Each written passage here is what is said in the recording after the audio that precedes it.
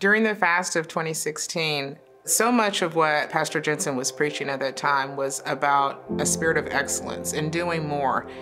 And I really just got this idea that I was going to start working out for the first time in a long time.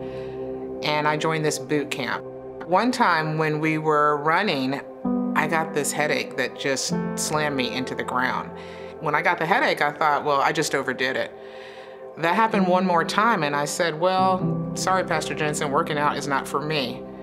But the third time it happened, I was on my way to church, and I had stopped at a Publix to go to the bathroom, and I could barely make it back to my car. This headache just overcame me, and I had to basically crawl back, and I ended up in an ambulance. That's the scariest place to be. The nurses eventually said, after a whole bunch of tests and a whole bunch of medication, that I had a brainstorm. But it turns out, after I got referred to a neurosurgeon, that that brainstorm was there to protect me from a tumor that had been growing. When I told my dad about the brain tumor, he wanted me to come out and see him. He wanted me to bring the scan so he could see it for himself. And we sat on his front porch and we cried because he said that that's what his mother had died from. And seeing my dad scared for me, it changed the way I felt about the whole thing. I ended up in bed for about 5 weeks. And during that time, I mean, some of the craziest things happened. I had vertigo. I couldn't read. The words would jump off of a page. I was just there in my room. Even though the doctor hadn't released me, I decided to come back to church and get back on the team. But in that first song, the lights and the sound, it just overwhelmed me. I couldn't even be in the sanctuary. I ended up walking around the foyer in the lobby of the Gwinnett campus, and I ran into one of my small group members who was greeting that day. She said that she wanted to invite me over and have everyone anoint me with oil and pray over me. And I mean, I really appreciated that, of course, but something just came out of me. And again, I really think it was from the fast. I was so built up in the spirit that I knew I was going to walk this thing out by faith.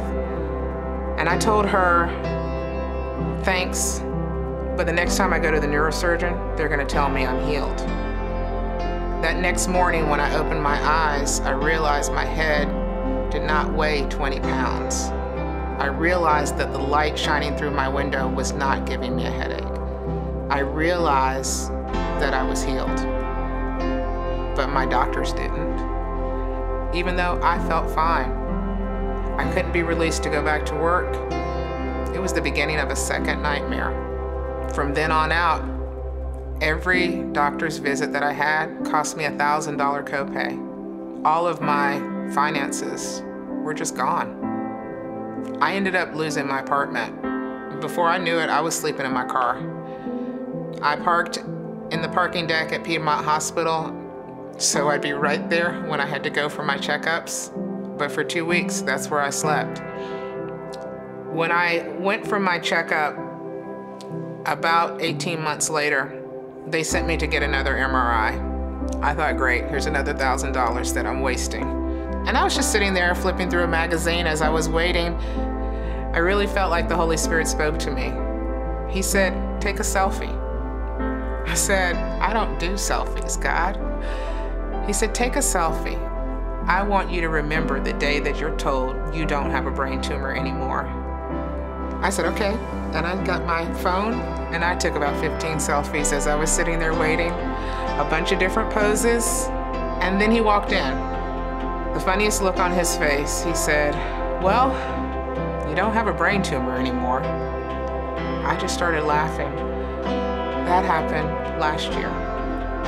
There's no doubt in my mind that if I had not been fasting, my story would be completely different. I know that's what made me strong enough to walk through this diagnosis. You know, coming back now, there's nothing holding me back. I feel like serving in the production team and everything else I do at Free Chapel is just my way of saying thanks. Thanks for another opportunity to serve the Lord in this great church.